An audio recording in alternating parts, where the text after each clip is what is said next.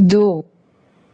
विश्व जनसंख्या, वितरण, घनत्व और वृद्धि। स्वर्ण से नहीं वरन केवल स्त्रियों और पुरुषों से एक राष्ट्र मजबूत और महान बनता है। सत्य और सम्मान की खातिर जो डटे रहते हैं और कष्ट झेलते हैं, जो परिश्रम करते हैं जब अन्य निद्रामग्न होते हैं, जो साहस दिखाते हैं जब अन्य भाग खड़े होते हैं, वही लोग राष्ट्र के स्तंभों की गहरी नींव डालते हैं और आकाश तक उसे ऊंचा उठाते हैं। Ralph Waldo immersion. किसी देश के निवासी ही उसके वास्तविक धन होते हैं।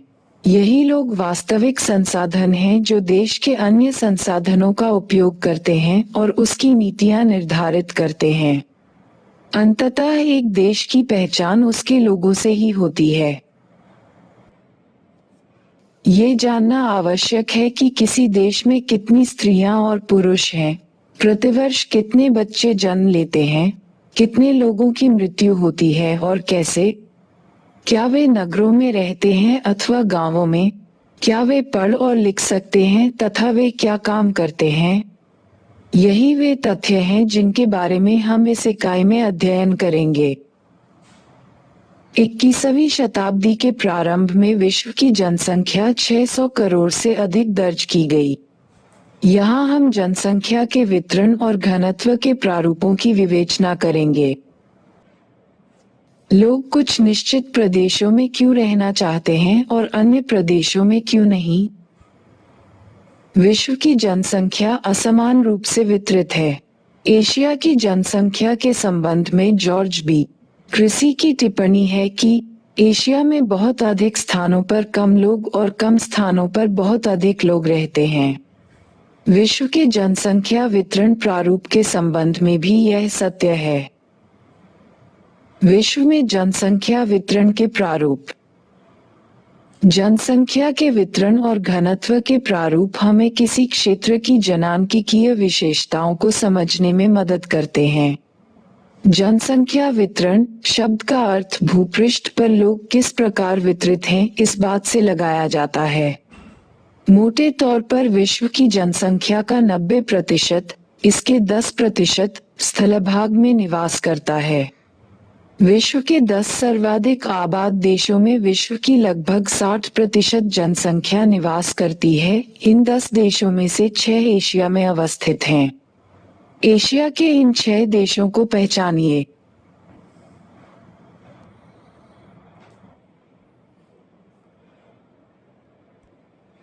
जनसंख्या का घनत्व। भूमि की प्रत्येक इकाई में उस पर रह रहे लोगों के पोषण की सीमित क्षमता होती है। अतः लोगों की संख्या और भूमि के आकार के बीच अनुपात को समझना आवश्यक है। यही अनुपात जनसंख्या का घनत्व है। ये सामान्यतः प्रति वर्ग किलोमीटर रहने वाले व्यक्तियों के रूप में मापा जाता है।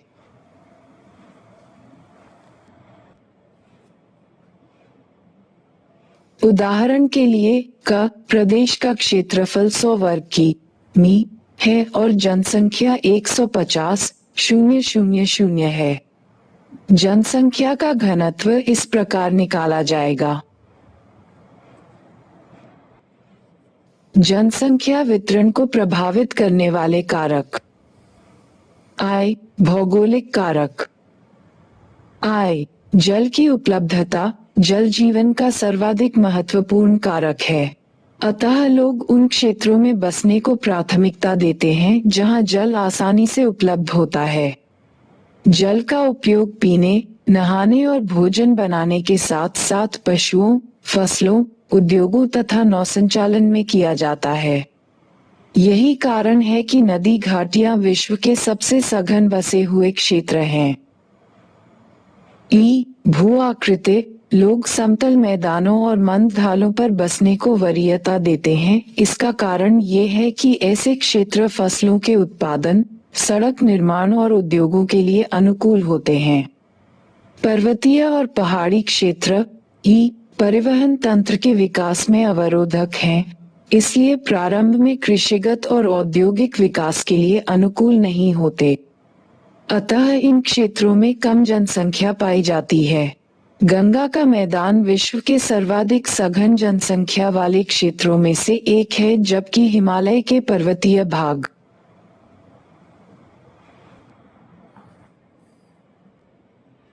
विरल जनसंख्या वाले क्षेत्र हैं। जलवायु अति उष्ण अथवा ठंडे मरुस्थलों की विषम जलवायु मानव बसाव के लिए असुविधाजनक होती है। सुविधाजनक जलवायु वाले क्षेत्र जिनमें अधिक मौसमी जनसंख्या पाई जाती है। भूमध्य सागरीय प्रदेश सुखद जलवायु के कारण इतिहास के आरंभिक कालों से बसे हुए हैं। मृदाएं उपजाऊ मृदाएं कृषि तथा इनसे संबंधित क्रियाओं के लिए महत्वपूर्ण है, इसलिए उपजाऊ दोमट मिट्टी वाले प्रदेशों में अधिक लोग निवास करते हैं, क्योंकि ये मृदाएं गहन कृषि का आधार बन सकती हैं। क्या आप भारत में उन क्षेत्रों के नाम बता सकते हैं जहां कम उपजाऊ मृदा के कारण विरल जनसंख्या पाई जाती है? 2. आर्थिक कारक। आय। खनिज निक्षेपों से युक्त क्षेत्र उद्योगों को आकृष्ट करते हैं। खनन और औद्योगिक गतिविधियां रोजगार उत्पन्न करते हैं। अतः कुशल एवं अर्ध कुशल कर्मी इन क्षेत्रों में पहुंचते हैं और जनसंख्या को सघन बना देते हैं। अफ्रीका की कटगा, जाम्बिया तांबा पेटी इसका एक अच्छा उदाहरण है। नगरीकरण। नगर रोजगार के बेहतर अवसर, शैक्षणिक व चिकित्सा संबंधी सुविधाएं तथा परिवहन और संचार के बेहतर साधन प्रस्तुत करते हैं। अच्छी नागरिक सुविधाएं तथा नगरीय जीवन के आकर्षण लोगों को नगरों की ओर खींचते हैं। इससे ग्रामीण क्षेत्रों से नगरीय क्षेत्रों में प्रवास होता है और नगर आकार में बढ़ जाते हैं। विश्व के विराट नगर प्रतिवर्ष बड़ी संख्या में प्रवासियों को निरंतर आकर्षित करते हैं। फिर भी नगरीय जीवन अत्यंत कष्टदायक हो सकता है। नगरीय जीवन के कुछ कष्टदायक पक्षों को सोचिए। औद्योगिकरण। औद्योगिक पेटियां रोजगार के अवसर उपलब्ध कराती हैं और बड़ी संख्या में लोगों को आकर्षित करती हैं। इनमें केवल कारखानों के श्रमिक ही नहीं होते, बल्कि परिवहन परिचालक, दुकानदार, बैंककर्मी, डॉक्टर, अध्यापक तथा अन्य सेवाएं उपलब्ध कराने वाले भी होते हैं। जापान की कोबे, ओसाका प्रदेश अनेक उद्योगों की उपस्थिति के कारण सघन बसा हुआ है।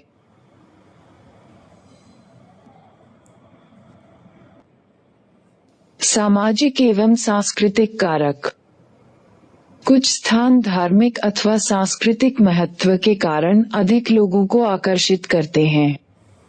ठीक इसी प्रकार लोग उन क्षेत्रों को छोड़कर चले जाते हैं जहां सामाजिक और राजनीतिक अशांति होती है।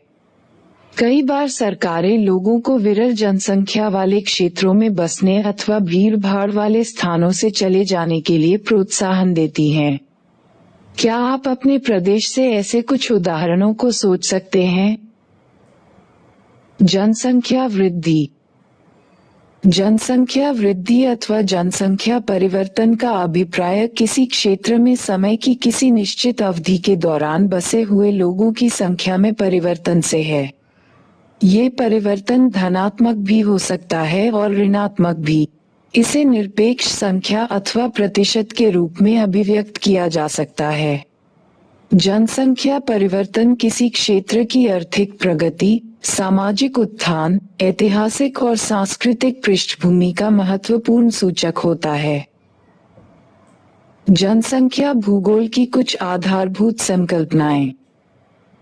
जनसंख्या की वृद्धि समय के दो अंतरालों के बीच एक क्षेत्र विशेष में होने वाली जनसंख्या में परिवर्तन को जनसंख्या की वृद्धि कहा जाता है।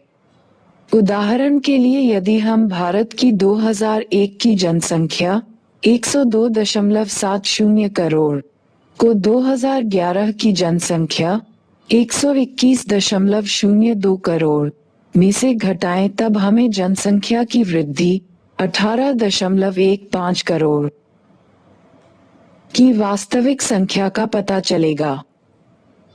जनसंख्या की वृद्धि दर, ये जनसंख्या में परिवर्तन है जो प्रतिशत में व्यक्त किया जाता है। जनसंख्या की प्राकृतिक वृद्धि किसी क्षेत्र विशेष में दो समय अंतरालों में जन्म और मृत्यु के अंतर से बढ़ने वाली जनसंख्या को उस क्षेत्र की प्राकृतिक वृद्धि कहते हैं। प्राकृतिक वृद्धि जन्म मृत्यु। जनसंख्या की वास्तविक वृद्धि, यह वृद्धि तब होती है जब वास्तविक वृद्धि जन्म मृत्यु आप्रवास उत्प्रवास जनसंख्या की धनात्मक वृद्धि, ये तब होती है जब दो समय अंतरालों के बीच जन्म दर मृत्यु दर से अधिक हो या जब अन्य देशों से लोग स्थायी रूप से उस देश में प्रवास कर जाएं। जनसंख्या की ऋणात्मक वृद्धि, यदि दो समय अंतराल के बीच जनसंख्या कम हो जाए तो उसे जनसंख्या की ऋणात्मक वृद्धि कहते हैं। ये तब होती है जब जन्म दर मृत्यु दर से कम हो जाए अथवा लोग अन्य देशों में प्रवास कर जाएं। जनसंख्या परिवर्तन के घटक। जनसंख्या परिवर्तन के तीन घटक हैं: जन्म, मृत्यु और प्रवास। अशोधित जन्म दर (CBR) को प्रति 1000 स्त्रियों द्वारा जन्म दिए जीवित बच्चों के रूप में व्यक्त किया जाता है।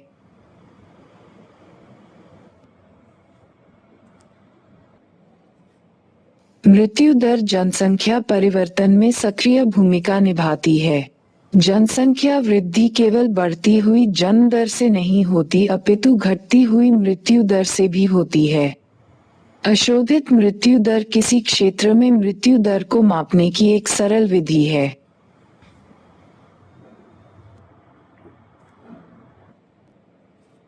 मोटे तौर पर मृत्यु दर किसी क्षेत्र की जनांकिकीय संरचना, सामाजिक उन्नति और आर्थिक विकास के स्तर द्वारा प्रभावित होती है। प्रवास। जन्म और मृत्यु के अतिरिक्त एक और घटक है जिससे जनसंख्या का आकार परिवर्तित होता है। जब लोग एक स्थान से दूसरे स्थान पर जाते हैं तो वह स्थान जहां से लोग गमन करते हैं उद्गम स्थान कहलाता है।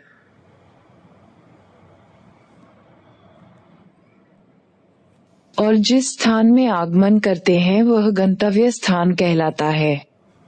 उद्गम स्थान जनसंख्या में कमी को दर्शाता है जबकि गंतव्य स्थान पर जनसंख्या बढ़ जाती है।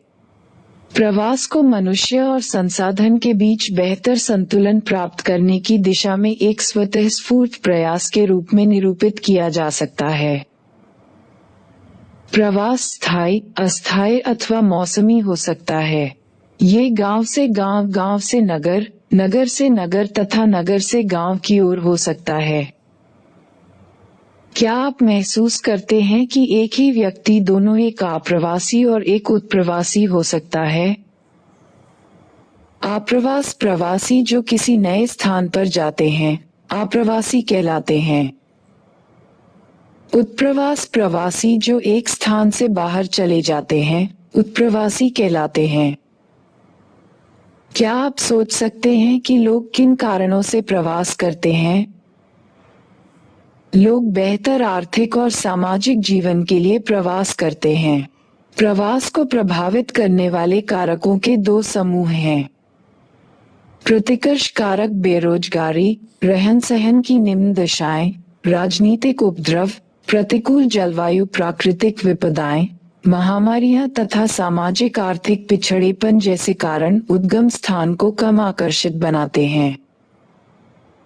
अपकर्ष कारक काम के बेहतर अवसर और रहन सहन की अच्छी दशाएं, शांति व स्थायित्व, जीवन व संपत्ति की सुरक्षा तथा अनुकूल जलवायु जैसे कारण गंतव्य स्थान को उद्गम स्थान की अपेक्षा अधिक आकर्षक बनाते हैं। जनांकिकीय संक्रमण। जनांकिकीय संक्रमण सिद्धांत का उपयोग किसी क्षेत्र की जनसंख्या के वर्णन तथा भविष्य की जनसंख्या के पूर्वानुमान के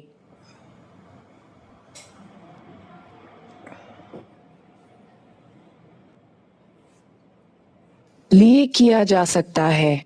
ये सिद्धांत हमें बताता है कि जैसे ही समाज ग्रामीण, खेतिहर और अशिक्षित अवस्था से उन्नति करके नगरीय, औद्योगिक और साक्षर बनता है, तो किसी प्रदेश की जनसंख्या उच्च जन्म और उच्च मृत्यु से निम्न जन्म व निम्न मृत्यु में परिवर्तित होती है।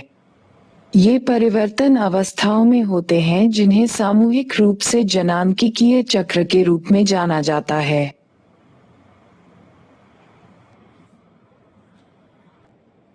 जनांकिकीय संक्रमण सिद्धांत के 3 अवस्थाओं वाले मॉडल की व्याख्या करता।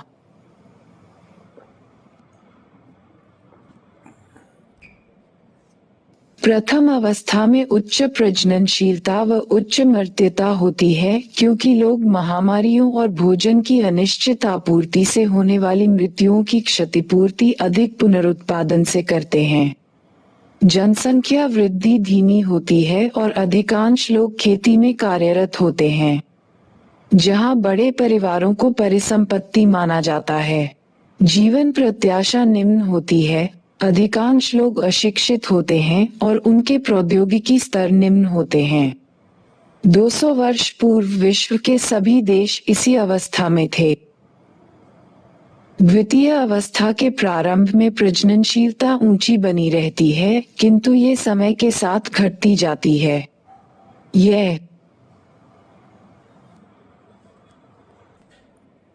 अवस्था घटी हुई मृत्यु दर के साथ आती है। स्वास्थ्य संबंधी दशाओं व स्वच्छता में सुधार के साथ मृत्यता में कमी आती है। इस अंतर के कारण जनसंख्या में होने वाला शुद्ध योग उच्च होता है। अंतिम अवस्था में प्रजननशीलता और मृत्यता दोनों अधिक घट जाती है। जनसंख्या या तो स्थिर हो जाती है या मंद गति से बढ़ती है। जनसंख्या नगरीय और शिक्षित हो जाती है तथा उसके पास तकनीकी ज्ञान होता है। ऐसी जनसंख्या विचारपूर्वक परिवार के आकार को नियंत्रित करती है।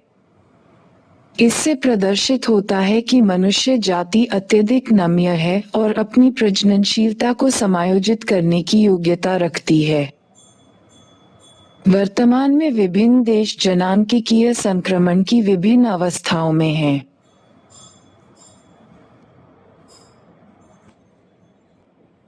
जनसंख्या नियंत्रण के उपाय। परिवार नियोजन का काम बच्चों के जन्म को रोकना अथवा उसमें अंतराल रखना है। परिवार नियोजन सुविधाएं जनसंख्या वृद्धि को सीमित करने और महिलाओं के स्वास्थ्य को बेहतर करने में मुख्य भूमिका निभाती है। प्रचार, गर्भ निरोधक की सुगम उपलब्धता, बड़े परिवारों के लिए कर निरुत्साहक उपाय कुछ ऐसे प्रावधान हैं जो जनसंख्या नियंत्रण में सहायक हो सकते हैं। थॉमस माल्थस ने अपने सिद्धांत 1798 में कहा था कि लोगों की संख्या खाद्य आपूर्ति की अपेक्षा अधिक तेजी से बढ़ेगी। जनसंख्या में वृद्धि का परिणाम अकाल, बीमारी तथा युद्ध द्वारा इसमें अचानक गिरावट के रूप में सामने आएगा। निम्नलिखित प्रश्नों के उत्तर लगभग 30 शब्दों में दीजिए। 1. जनसंख्या के वितरण को प्रभावित करने वाले 3 भौगोलिक कारकों का उल्लेख कीजिए। 11. विश्व में उच्च जनसंख्या घनत्व वाले अनेक क्षेत्र हैं। ऐसा क्यों होता है? 111. जनसंख्या परिवर्तन के 3 घटक कौन से हैं?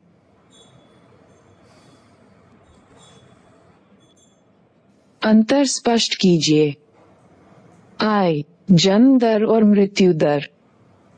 ई, प्रवास के प्रतिकर्ष कारक और अपकर्ष कारक। 4. निम्नलिखित प्रश्नों के उत्तर लगभग 150 शब्दों में दीजिए। आय, विश्व में जनसंख्या के वितरण और घनत्व को प्रभावित करने वाले कारकों की विवेचना कीजिए। ई, जनांकिकीय संक्रमण की 3 अवस्थाओं की विवेचना कीजिए।